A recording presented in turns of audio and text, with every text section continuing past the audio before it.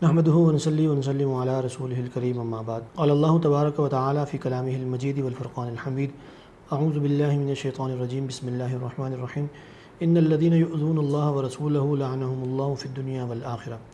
وقال الله تعالى في مقام آخر يا أيها الذين آمنوا إن جاءكم فاسق بنبأ فتبينوا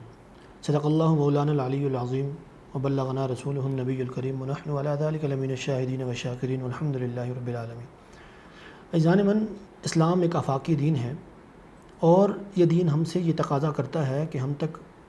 کوئی بھی خبر اگر پہنچتی ہے کسی بھی حوالے سے تو اس خبر کو پھیلانے سے قبل یا اس خبر پر ریئیکشن دینے سے قبل اس کی تحقیق و تصدیق کر لیا کریں۔ مسلمان لائی لگ نہیں ہو سکتا، مسلمان ایسا نہیں ہو سکتا کہ کوئی بھی اٹھ کے اس کو کسی بھی راہ پہ چلائے اور وہ چلنا شروع ہو جائے۔ مسلمان اگر آج مسلمانیت کے اوپر قائم ہے تو کسی دلیل کی بنیاد پر، اور اگر مسلمان مرتا ہے تو وہ بھی کسی دلیل کی بنیاد پر۔ اس لیے تمام کے تمام مسلمانوں کی یہ اجتماعی ذمہ داری ہے کہ وہ کسی بھی مسئلے کو بیان کرنے سے قبل، اس پہ ریئیکشن دینے سے قبل یا اس کو پھیلانے سے قبل یا کسی واقعے کو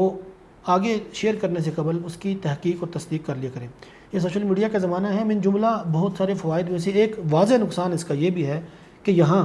پل بھر میں ایک جیتا جاگتا انسان گستاخ رسول یا توہین مذہب یا توہین قرآن کا الزام لگا کر دنیا سے ٹپکا دیا جاتا ہے، اور اس کے بدلے میں اس پر افسوس تک نہیں ہوتا اور اس کے قتل کو جسٹیفائی کرنے کی کوشش کی جاتی ہے۔ گزشتہ دنوں سوات میں ایک ناخوشگوار واقعہ پیش آیا، ہم نے اس پہ ایک چھوٹا سا کلپ ریکارڈ کروایا تھا۔ آج تھوڑی تفصیل سے اس پہ گفتگو کرتے ہیں۔ اللہ رب العزت قرآن پاک میں ارشاد فرماتے ہیں ان الذین یؤذون اللہ ورسولہ لعنہم اللہ فی الدنیا والآخرہ، کہ بے شک وہ لوگ جو اللہ اور اللہ کے رسول صلی اللہ علیہ وسلم کو اذیت دیتے ہیں ان کے لیے اللہ نے دردناک عذاب تیار کر رکھا ہے۔ اس میں کوئی شک نہیں کہ اللہ کا گستاخ ہے یا رسول اللہ صلی اللہ علیہ وسلم کی شان اقدس میں نعوذ باللہ گستاخی کرنے والا ہے، اس کی عاقبت تو خراب ہے ہی ہے، اس کی دنیا بھی اس کے لیے کم از کم اچھی نہیں رہتی۔ یہ اللہ کا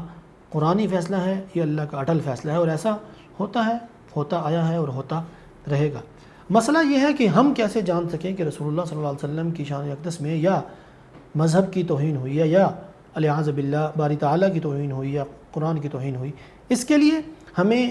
سوائے تحقیق و تصدیق کے ہمارے پاس اور کوئی آپشن نہیں۔ بہت سے لوگ یہاں پہ یہ کہہ سکتے ہیں کہ ہمارے پاس ایک معتبر بندے نے آگے خبر دی تو اس خبر پر رد عمل دینا ہمارے لیے ضروری تھا۔ تو عزیزان من، یہ کوئی دلیل نہیں، شریعت کی نگاہ میں، شریعت کی روشنی میں ہرگز یہ دلیل نہیں کہ کوئی بھی بندہ اٹھ کے فلاں کے بارے میں کہہ دے کہ اس نے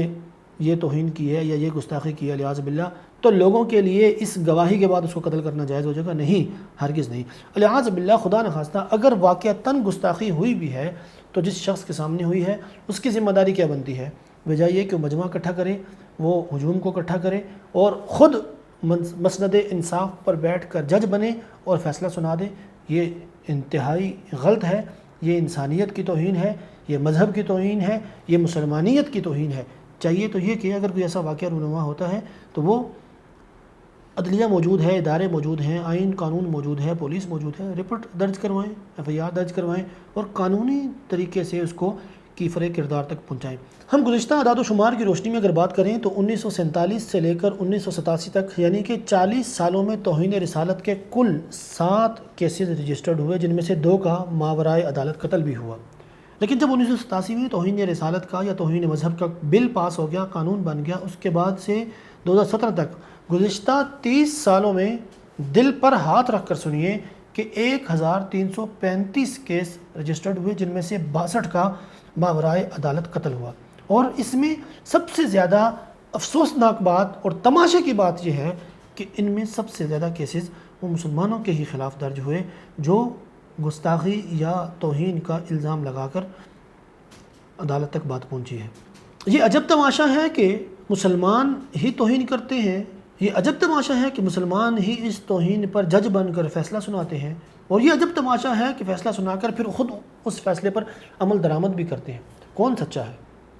توہین مذہب کے نام پہ قتل کیے جانے والے، کیس درج کروانے والے، یا اس توہین مذہب کے نام پہ کسی انسان کو خود منصف بن کر جج بن کر قتل کرنے والے؟ یہ ایک ایسا گورکھ دھندا ہے جس کی آج تک سمجھ نہیں آ سکی۔ اس میں ریاست کی ذمہ داری بنتی ہے کہ وہ اس قانون پر من و عن عمل کروانے کے لیے ایک اسپیشل کمیٹی تشکیل دے جو توہین کے واقعات کی بغیر کسی سیاسی، مذہبی یا مسلکی وابستگی کے میرٹ پہ اس الزام کی تحقیق و تفتیش کرے اور پھر اپنی رپورٹ عدالت میں جمع کروائے۔ عدالت اس فیصلے پر عمل درآمد کرے۔ ریاست کو آگے بڑھنا ہوگا، ریاست کو اس قانون پر سختی سے عمل درآمد کروانا ہوگا، اور اگر توہین ہوتی ہے یا توہین کے بعد رد عمل دیا جاتا ہے، ہر دو صورتوں میں قانون جس نے بھی ہاتھ میں لیا، توہین کرنے والے نے علیہ باللہ یا اس کے بعد رد عمل دینے والوں نے، دونوں سے ریاست ڈنڈے کے زور پہ نپٹے اور دونوں سے ریاست اپنی رٹ قائم کروائے۔ یہی اس مسئلے کا سب سے بڑا اور بنیادی حل ہے۔